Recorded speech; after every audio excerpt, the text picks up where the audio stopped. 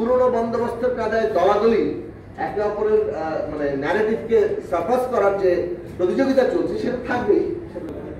সংবিধান সংশোধনের ক্ষেত্রে জনগণের সম্মতি দরকার। এটা ঠিক যে একটা সংসদকে সংবিধান সংশোধনের একটা এখতিয়ার দেওয়া হয়, সাংবিধানিকভাবে সেটা আছে, 2/3 থাকে। কিন্তু আমরা যা করতে যাচ্ছি সেটা সংশোধনের অনেক বেশি, আবার ঠিক নতুন সংবিধান পুরোপুরি প্রণয়ন নয়।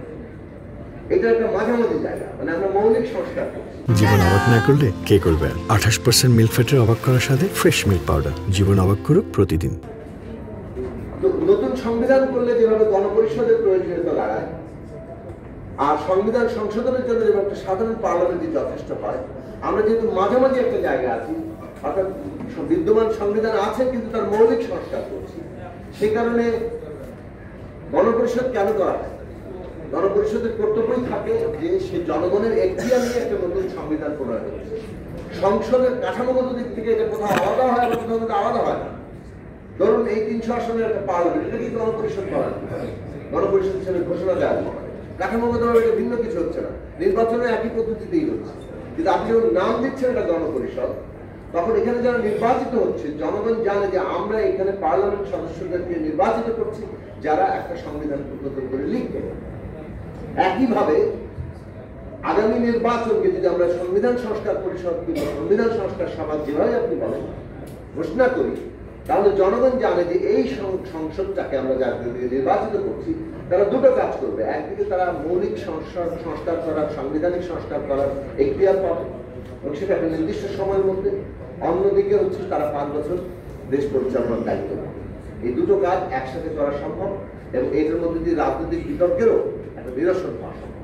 মানে কেন গণপরিষদ দরকার, কেন সংবিধান সংস্কার পরিষদ দরকার, কেন একটা সাধারণ পার্লামেন্ট যথেষ্ট নয়, এটা হচ্ছে যে জনগণের এখতিয়ার নিয়ে আপনি যখন সংবিধান সংস্কার করবেন তখন সুপ্রিম কোর্ট আর এটাকে চ্যালেঞ্জ করতে পারে না। যেভাবে একটা গণপরিষদে গঠিত একটা নতুন সংবিধানকে সুপ্রিম কোর্ট চ্যালেঞ্জ করে না যে আপনারা ঠিক মতো সংবিধান লেখেন নাই, বরং সুপ্রিম কোর্টের দায়িত্ব থাকে ওই সংবিধানকে সুরক্ষা দেওয়া, ওটাকে ডিফেন্ড করা, ওইটার অভিভাবক হিসেবে কর্তব্য পালন করা।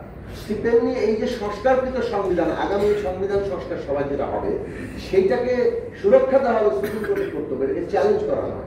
ফলে জনগণের উইলটাকে যদি আপনি সবার উপরে দাঁড় করাতে চান, আগামী পার্লামেন্টে গ্রহণযোগ্য সমাধান একটা হতে পারে যে এইটা সংবিধান সংস্কার পরিষদের নির্বাচন, তার মধ্যে আমরা এই সংস্কারগুলো করছি তার টেকসই জায়গাটা তৈরি করতে পারি। আসি নির্বাচনের পরিবেশ কি ও বাস্তবায়নে আরেকটা কথা আছে। আমরা মনে করি প্রথম 6 মাসের মধ্যে, ম্যাক্সিমাম 6 মান্থ, প্রথম অধিবেশনই হবে, আমরা দাবি করছি ওখানে হবে, কিন্তু প্রথম সর্বোচ্চ কোনো তর্ক বিতর্কের যদি কোনো রকম ঐক্যের প্রয়োজন হয় সেখানে 6 মান্থের মধ্যে এই সংবিধান সংস্কারের কাজ শেষ করা সম্ভব এবং পরবর্তী 1 বছর, অর্থাৎ সব মিলিয়ে 18 মাস, 1 বছর হবে বাস্তবায়নের জন্য, অর্থাৎ যে সংস্কারগুলো হয়েছে সে অনুযায়ী প্রাতিষ্ঠানিক পরিবর্তন। তো এই জায়গার মধ্যে দিয়ে একটা কোর্স কমপ্লিট হয়। আপনার যে কথা দিয়ে আমি শুরু করেছিলাম যে আমরা মানে নতুন 1972 সালে আছি, তো এইটা নতুন পুনর্গঠনের এই কালে আমরা যদি নির্বাচনের পরবর্তী 18 মাস পর্যন্ত একটা পুনর্গঠন কাজ করি, এইখানে ন্যূনতম জাতীয় ঐক্যমত্য দরকার। এইটাই বাংলাদেশের রাজনীতির সবচেয়ে প্রধান ইস্যু।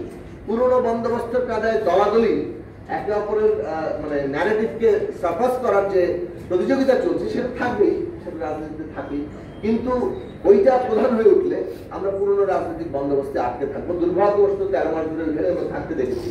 কিন্তু এই রাজনীতির জায়গাটা প্রধান হওয়া দরকার যেখানে আমরা সত্যি সত্যি বাংলাদেশের পুনর্গঠন করে যাচ্ছি।